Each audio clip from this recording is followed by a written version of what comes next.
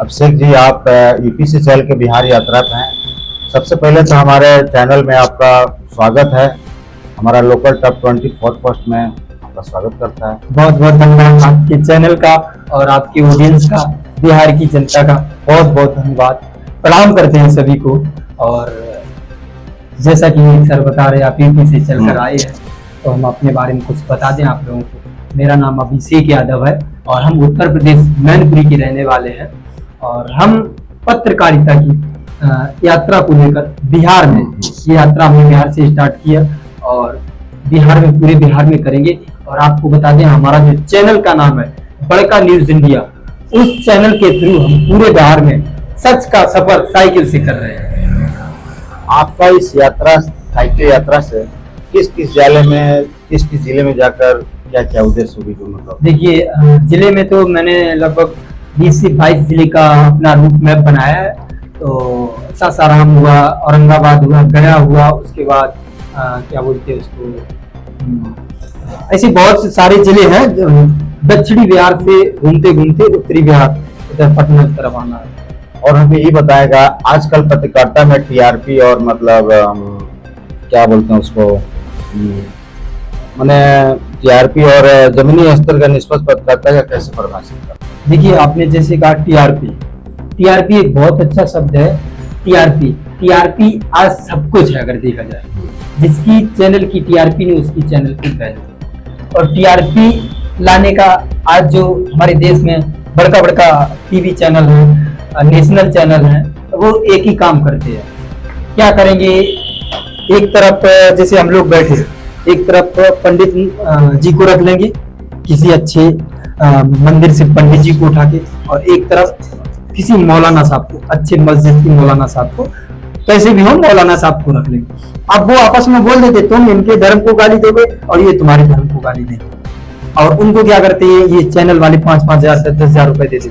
अब ये क्या करते हैं, जैसे अपने गाँव में मुर्गा नहीं लड़ाते हैं, रस्सी बांध के मुर्गा को खींच लिया, तो ऐसा करके ये मुर्गा लड़ाते। और ये हमारे देखते हैं प्यारे प्यारे जो किसान भाई हैं, प्यारी देश की जनता है, वो देखती है।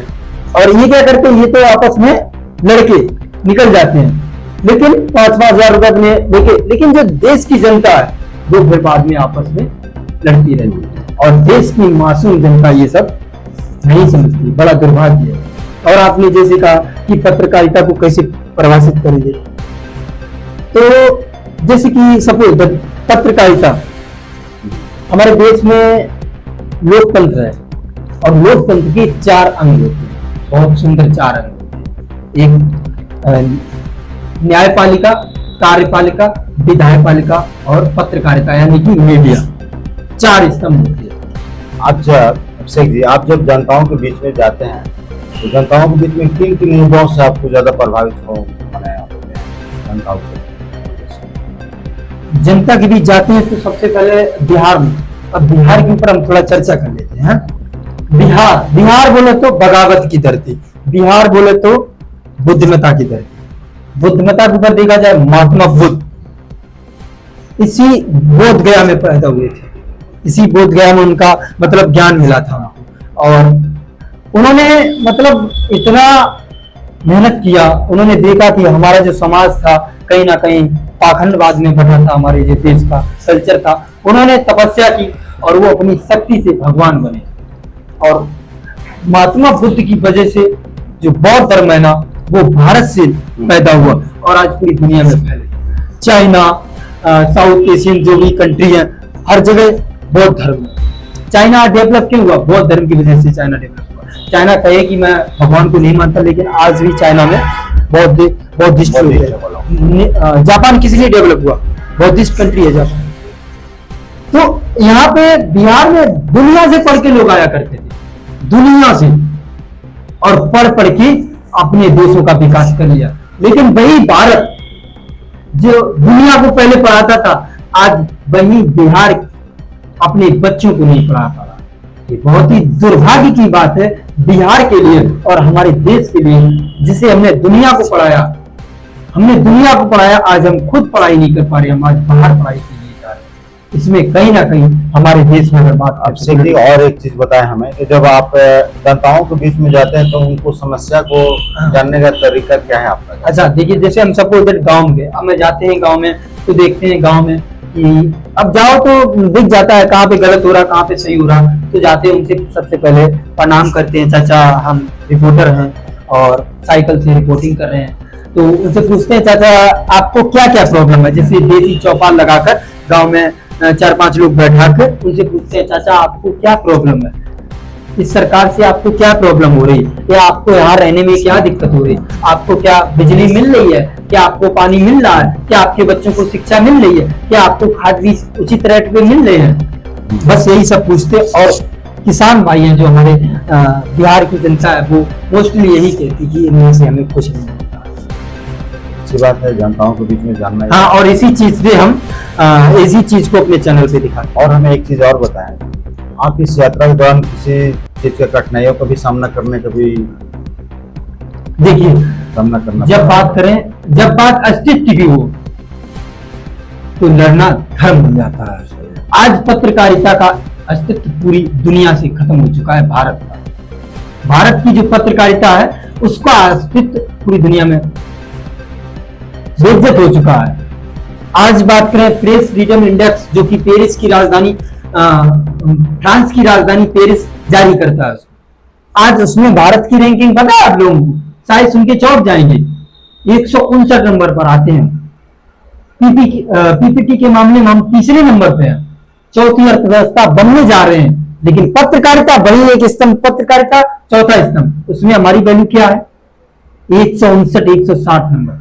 आज पत्रकारिता का जो धर्म है ना, जो अस्तित्व खत्म हो चुका है, और जब अस्तित्व खत्म हो जाए तो पत्रकारिता के लिए लड़ना हमारा धर्म बन गया, और हम अपने धर्म के लिए लड़ेंगे, और इससे मुझे कोई रोक नहीं सकता। और एक चीज हमें बताएं आपसे, आपका रिपोर्टिंग का फोकस सिर्फ राजनीतिक है या शिक्षा, स्वास्थ्य और रोजगारों की तरफ भी आप जानते हैं? देखिए अब बात जो डिपेंड करता है, जैसे आपने कहा शिक्षा, स्वास्थ्य, रोजगार, शिक्षा, स्वास्थ्य, रोजगार डिपेंड करता है राजनीति। राजनीति अगर अच्छी होगी तो शिक्षा, स्वास्थ्य, रोजगार भी अच्छा होगा। अगर आपकी राजनीति गलत हुई तो ये सब चौपट हो जाएंगे। तो हमारा सबसे पहले अगर फोकस रहता तो शिक्षा, और उसके बाद रोजगार, और उसके बाद जो बिहार में बात करें बदहाली है इस पे, उसके बाद दूसरे नंबर पे राजनीति पे आता है। हम राजनीति को साइड नहीं कर रहे हैं और पत्रकारों की तरह कि हम राजनीति नहीं, भाई राजनीति अगर हम राजनीति को नहीं दिखाएंगे, राजनीति अगर जहां सही नहीं होगी तब वहां पे विकास से। और हमें एक चीज बताएं, आप सोशल मीडिया और डिजिटल प्लेटफॉर्म को किस तरह से मतलब उसको उपयोग कर रहे हैं? किस तरह से मतलब? जैसे मेरा कहना है कि सोशल मीडिया और डिजिटल प्लेटफॉर्म का किस तरह से उपयोग कर रहे हैं इस रिपोर्टिंग, देखिए आप लोगों तो कैसे पहुंचा? मेरी बात सुनिए, देखिए आज बात करें, हम अगर यात्रा करते हैं तो यहाँ से जहाँ पे रुकते हैं 10-11 बजे निकलते हैं, और सोशल मीडिया का जमाना है, लोगों से कांटेक्ट हो जाता है, और नहीं हो जाता थोड़ा दाएं बाएं से कर लेते हैं, कुछ लोगों से कांटेक्ट वगैरह ले लेते हैं, तो उनसे ले लेते हैं, उसके बाद उनके गांव में जाते हैं, वहां पे देसी चौपाल टाइप का लगा के वीडियो बना के, और मोबाइल से वीडियो बनाते हैं, और उसके बाद ये वीडियो दिल्ली में जाते हैं, हमारा एक एडिटर बैठा है वो वहां पे एडिट करता है, भाई अपलोड करता है। बस आप लोगों को निष्पक्ष पत्रकारिता का महत्व कैसे समझाते हैं? देखिए अगर लोगों को समझाना, देखिए आप जैसे कि सपोज निष्पक्ष जो आपने कहा पत्रकारिता यानी कि फ्रीडम प्रेस, अब आपको हम एक उदाहरण से मोटे मोटे समझाते हैं। जैसे सपोज आप एक वकील को ले लो, वकील अगर किसी सही के लिए वकालत नहीं करेगा तो वो तो अपने धर्म को लेकर मर चुका है।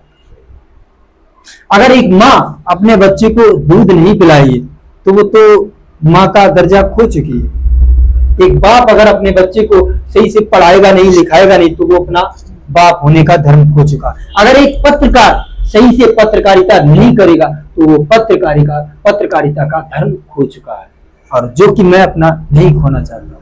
मैं अपना मानता हूं कि जो आज हमारे देश में एक बहुत ही बुरा कल्चर चला है सोशल मीडिया पे, गाली गलौज का, फुहड़पन का, तो मानता हूं मेरे अगर 4 दिल जा रहे, कम से कम हमें तो खुशी हो रही इस बात में।